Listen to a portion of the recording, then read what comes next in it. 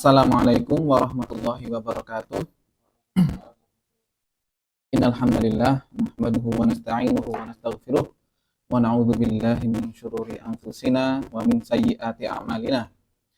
May yahdihillahu fala mudilla lahu wa may yudlil fala hadiyalah.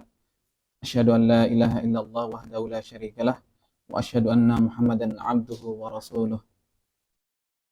Qala Allah ta'ala fi kitabil karim wa ati'ullaha wa ati'ur rasul fa in tawallaitum fa innama 'ala rasulina al-balaghul mubin.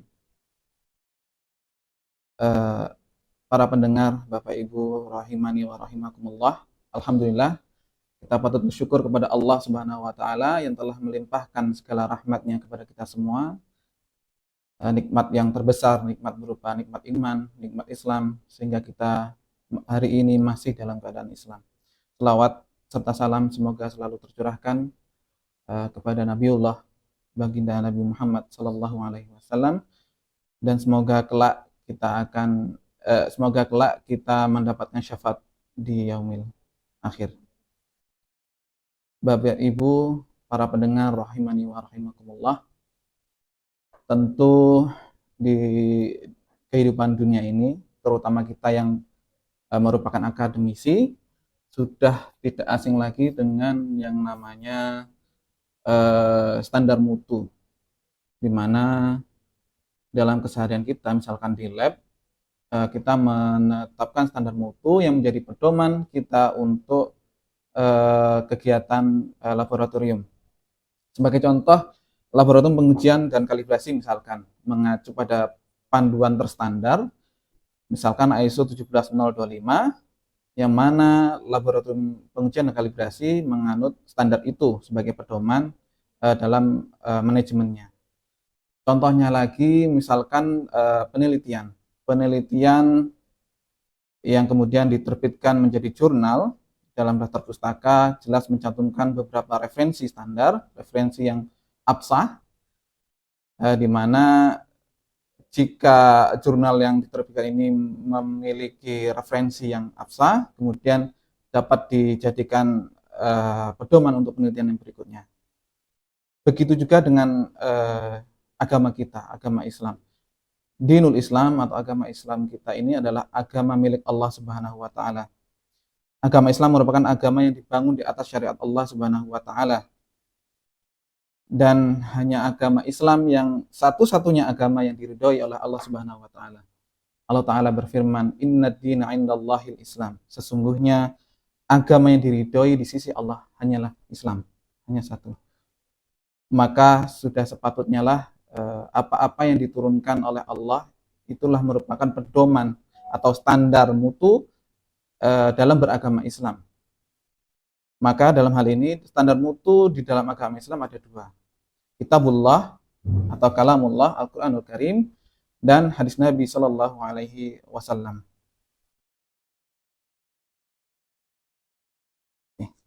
Maka petunjuk tersebut adalah petunjuk yang diturunkan Allah supaya manusia tidak tersesat. Alif Lam Mim, dzalikal kitabu la raiba fihi hudal lil muttaqin. Alif Lam Mim, inilah kitab Al-Quran, tidak ada keraguan padanya, petunjuk bagi mereka yang bertakwa.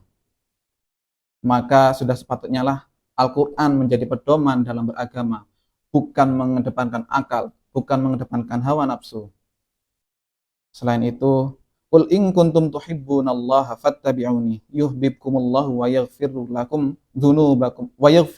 dzunubakum wallahu ghafurur rahim. Katakanlah, wahai Muhammad, jika kamu mencintai Allah, maka ikutilah aku.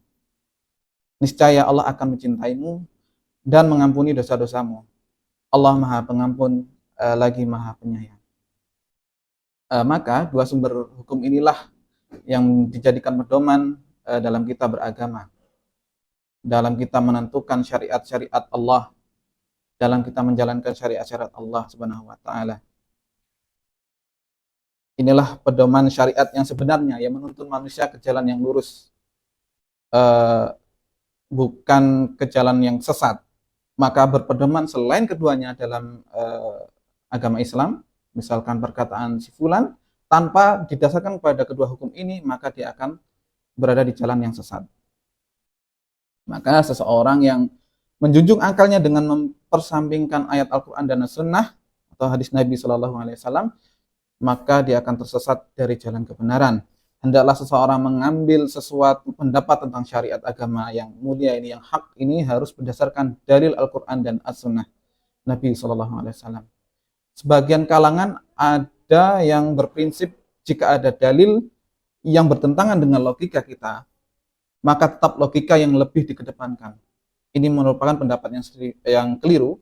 Itulah sikap sebagian pengagung akal. Padahal agama Islam sejatinya bukan didasarkan pada logika. Namun Islam itu manut dan ikut pada apa yang dikatakan dalil Al-Quran dan hadis Nabi SAW.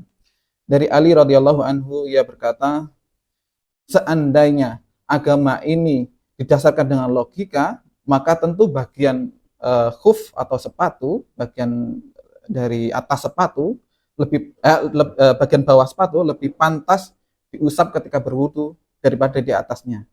Namun sungguh aku pernah melihat Rasulullah SAW mengusap bagian atas khufnya atau sepatunya ketika berwudu. Maka secara logika bagian yang lebih kotor itu adalah bagian bawah. Namun Rasul mencontohkan adapun yang dibasuh adalah bagian atasnya. Maka ini dalil dalam beragama kita tidak mendahulukan akal kita. Namun pendapat seseorang akan diterima ketika ia didasarkan pada Al-Quran dan Sunnah Nabi SAW. Kemudian yang selanjutnya berkenaan dengan hal ini, kami akan nukilkan sebagian pendapat para ulama khibar, ulama yang kita kenal bahkan seluruh dunia, para imam mazhab, para imam mazhab yang 4, dalam buku yang dikarang oleh salah satu ulama al-hadis abad ini, yang beliau mewakafkan perpustakaannya untuk Universitas Islam Madinah, dalam buku Sifatul Salat Nabi Sallallahu Alaihi Wasallam minal takbir ila taslim kana kataroha. Sifat salat Nabi Sallallahu Alaihi Wasallam seakan-akan Anda menyaksikannya. Ini karangan Syekh Nasiruddin Al-Albani. Di sini ada 4 perkataan imam mazhab. Kami mulai yang pertama, yakni Imam Abu Hanifah rahimahullah ta'ala. Beliau berkata, idza sahal haditsu fahuwa madhhabi. Jika sebuah hadis terbukti sahih, maka itu adalah mazhab pendapatku. Hal ini disebutkan oleh Ibnu Abidin dalam Al-Hasyiyah dan dalam risalahnya Rasm Al-Mufti. Kemudian beliau juga berkata, la yahillu li ahadin ay ya'khudha biqaulina ma lam ya'lam min aina akhadnahu. Tidak halal bagi seseorang mengambil pendapat kami selama dia tidak mengetahui dari mana kami mengambilnya. Maka beliau menekankan apabila seseorang mengambil pendapat beliau, maka seseorang tersebut harus mengetahui dari mana beliau mengambilnya. Maka kita harus timbang dengan Al-Quran dan hadis Nabi SAW. Perkataan ini disebutkan oleh Ibnu Abdul Bar di dalam Al-Intiqa fi Fadail Al-A'imah Al-Arba'ah halaman 145. Kemudian terdapat perkataan beliau juga yang sangat bagus. Idza qultu qawlan yukhalifu kitaballahi ta'ala wa khabarar Rasulillahi sallallahu alaihi wasallam fatruku qawli. Jika aku mengatakan suatu perkataan yang berseberangan dengan kitabullah ta'ala dan hadis Rasulullah sallallahu alaihi wasallam, maka tinggalkanlah perkataanku itu. Ini disebutkan oleh Al-Fulani dalam Al-Iqas halaman 50. Maka di sini jelas beliau menyampingkan akal dan hawa nafsu dan lebih mendahulukan dalil Al-Quran dan Sunnah Nabi Sallallahu Alaihi Wasallam. Maka orang-orang yang mengaku bermazhab dengan mazhab beliau, maka harus memperhatikan ini. Kemudian yang kedua, Al-Imam Malik bin Anas rahimahullah ta'ala, dalam perkataannya beliau berkata, innama ana bashar, ukhti'u wa usibu, fanzuru fi ar-ra'i, Fa kullu ma wafaqal kitaba was sunnata wa khudhuhu. Wa kullu ma lam yuwafiqil kitaba was sunnata fatrukuhu. Ini disebutkan disebutkan oleh Ibnu Abil Bar dalam bukunya Al-Jami'. Kemudian Ibnu Hazm juga menukil darinya dalam Usul Al-Ahkam. Sesungguhnya aku adalah manusia biasa yang bisa salah dan benar. Karena itu lihatlah pendapatku itu. Setiap yang sesuai dengan kitabullah dan sunnah, maka ambillah. Dan setiap yang tidak sesuai dengan kitabullah dan sunnah, maka tinggalkanlah. Ini semakin menegaskan bahwa betapa pentingnya dalam beragama ini kita harus meninggalkan apa-apa yang bertentangan dengan kitabullah dan sunnah Nabi Shallallahu Alaihi Wasallam. Kemudian perkataan beliau yang lainnya, laisa ahadun ba'dan Nabi Shallallahu Alaihi Wasallam illa wa yu'khadhu min qawlihi wa yutraku illa Nabi Shallallahu Alaihi Wasallam. Setelah Nabi Shallallahu Alaihi Wasallam, tidak seorang pun kecuali dapat diambil pendapatnya dan dapat pula ditinggalkan kecuali Nabi Shallallahu Alaihi Wasallam. Ini merupakan kaidah yang sangat bagus yang disampaikan oleh Al-Imam Malik bin Anas rahimahullah. Semoga Allah mengampuni dosa-dosa mereka dan mengangkat derajat mereka. Kemudian yang ketiga, kami bacakan pendapat dari Al-Imam Asy-Syafi'i yang merupakan madhab yang banyak diikuti di negara kita tercinta, di Indonesia. Untuk riwayat Imam Asy-Syafi'i ini rahimahullah ini terlalu banyak. Kami bacakan beberapa saja. Salah satunya Imam Asy-Syafi'i rahimahullah berkata, "Ma min ahadin illa wa tadhhabu alaihi sunnatun li Rasulillah sallallahu alaihi wasallam wa ta'zubu anhu. Fa mahma qultu min qaulin aw asaltu min aslin fihi an Rasulillah sallallahu alaihi wasallam khilafu ma qultu. Fal qawlu ma qala Rasulullah sallallahu alaihi wasallam wa huwa qawli." Tak seorang pun kecuali pernah hilang dari ingatannya karena lupa dan samar baginya suatu sunnah Rasulullah sallallahu alaihi wasallam, maka betapapun perkataan yang telah aku katakan atau suatu prinsip yang telah aku buat, jika mengenainya terdapat hadis Rasulullah sallallahu alaihi wasallam yang berseberangan dengan apa yang aku katakan itu, maka perkataan yang diterima adalah apa yang dikatakan oleh Rasulullah Sallallahu Alaihi Wasallam, sebab itu juga adalah perkataanku. Perkataan ini diriwayatkan oleh Al-Hakim dengan sanadnya yang bersambung hingga ke Imam Syafi'i, sebagaimana disebutkan dalam Tarikh Dimashq karya Ibnu Asakir. Kemudian I'lam al-Muwaqi'in oleh Imam Ibnu Qayyim dan Al-Ikas oleh Al-Fulani. Kemudian perkataan Imam Syafi'i yang ketiga, "Idza wajadtum fi kitabi khilafa sunnati Rasulillah sallallahu alaihi wasallam, faqulu bi sunnati Rasulillah sallallahu alaihi wasallam wa da'u ma qultu." Jika kalian menemukan di dalam bukuku hal yang berseberangan dengan sunnah Rasulullah sallallahu alaihi wasallam, maka berpendapatlah dengan sunnah Rasulullah Sallallahu Alaihi Wasallam dan tinggalkanlah apa yang aku katakan. Ini tegas sekali bahwa Imam Syafi'i rahimahullah taala menegaskan untuk kita sebagai manusia agar mengikuti apa-apa yang diturunkan oleh Allah, yakni kitabullah dan sunnah Rasulullah Sallallahu Alaihi Wasallam, dan meninggalkan pendapat-pendapat yang keliru yang tidak sesuai dengan keduanya.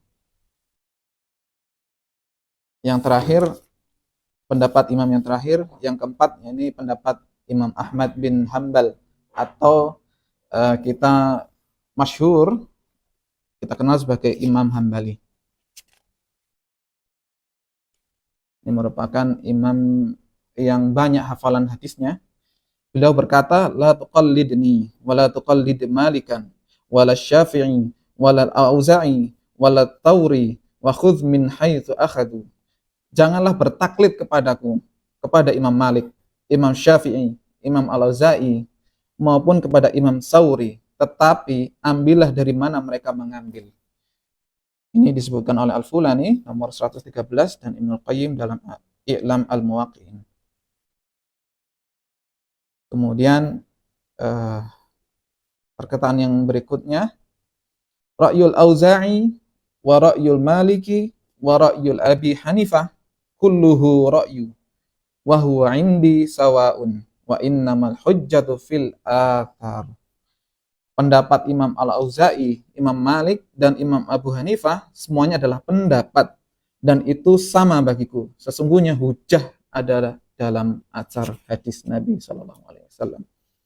Disebutkan oleh Ibnu Abdul Bar dalam Jami' Al-Ilm wa Fadlihi 149. Maka begitu penting kita memperhatikan dari mana kita mengambil tentang agama ini, agama yang hak, agama Islam yang dibangun di atas syariat yang mulia. Karena terdapat ancaman dari Allah apabila kita mengingkarinya. Allah Ta'ala berfirman, "Falyahdharil ladzina yukhalifuna an amrihi an tusibahum fitnatun aw yusibahum adzabun alim." Maka hendaklah orang-orang yang menyalahi perintah Rasulnya takut akan mendapat cobaan atau ditimpa azab yang pedih. Quran Surat An-Nur ayat 63. Semoga kita terhindar dari ancaman ini, terhindar dari azab Allah Subhanahu wa Ta'ala. Kemudian kami juga bawakan dari hadis Nabi Shallallahu Alaihi Wasallam dari Al-Mughirah, ia mendengar Rasulullah Shallallahu Alaihi Wasallam bersabda, sesungguhnya berdusta atas namaku itu tidaklah sama dengan berdusta selainku. Barang siapa yang berdusta atas namaku secara sengaja, maka hendaklah ia menempati tempat duduknya di neraka. Mengeluarkan hadis riwayat Bukhari dalam bab meratapi jenazah, nomor hadis 1291, dan hadis riwayat Muslim nomor 4. Yang terakhir dari kami, kita semua pasti kelak akan mengalami ajal, kelak akan bertemu dengan al-maut. Kullu nafsin dha'iqatul maut. Setiap yang bernyawa pasti akan mati. Maka sepatutnya lah kita jadikan Al-Quran dan Sunnah sebelum kita meninggal sebagai pedoman hidup kita. Maka Anda, saya, dan kita semua berhati-hatilah dalam berpendapat soal agama. Tidak bermudah-mudahan berfatwa soal agama apabila tidak didasarkan dengan Al-Quran dan As-Sunnah. Karena ancamannya luar biasa. Wahai Anda yang berpendapat serampangan berdasarkan hawa nafsu Anda, tidak didasarkan pada Al-Quran dan Sunnah, apalagi Anda berdusta atas nama Nabi dengan hadis yang palsu, maka siapkanlah tempat duduk Anda di dalam neraka. Subhanakallahumma wa bihamdika asyhadu an la ilaha illa anta astaghfiruka wa atubu ilaik. Akhiru da'wana alhamdulillah. Wassalamualaikum warahmatullahi wabarakatuh.